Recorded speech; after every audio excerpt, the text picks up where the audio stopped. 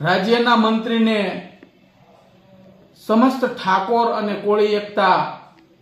Mission દ્વારા આવેદનપત્ર આપવામાં આવ્યું, જેમાં ગુજરાત રાજ્યના આરોગ્ય મંત્રી ઋષિકેશ પટેલના પીએ જગદીશ પંચાલ દ્વારા 1000 કરતા વિદ્યાર્થીઓ પાસેથી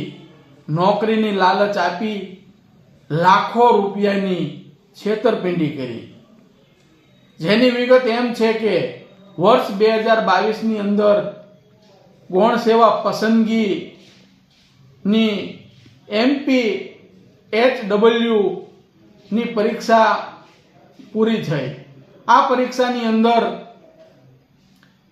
રાજ્યના આરોગ્ય મંત્રી ઋષિકેશભાઈ પટેલના પીએ જગદીશ પંચાલે આ વિદ્યાર્થીઓને એમ કીધેલું કે અમારા મંત્રીનો એવો આદેશ છે કે તમે એવા વિદ્યાર્થી ગોતો કે જે આપણને પૈસા આપે, જેનું બારોબાર મેરિટમાં નામ આવી જશે અને આ લોકો ડાયરેક્ટ નોકરીએ ચડી જશે।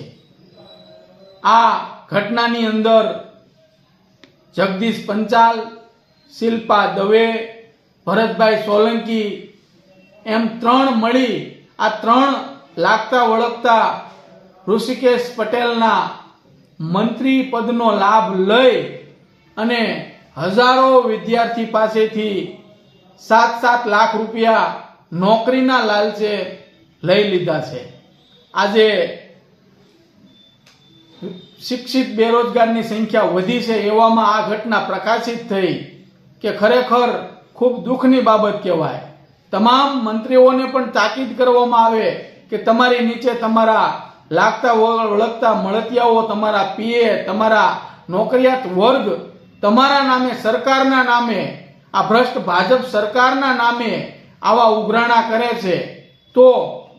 સમસ્ત ઠાકોર કોળી એકતા મિશનની એક જ માંગણી છે કે આ જગદીશ પંચાલ, શિલ્પા દવે, ભરત સોલંકી ને યુદ્ધના ધોરણે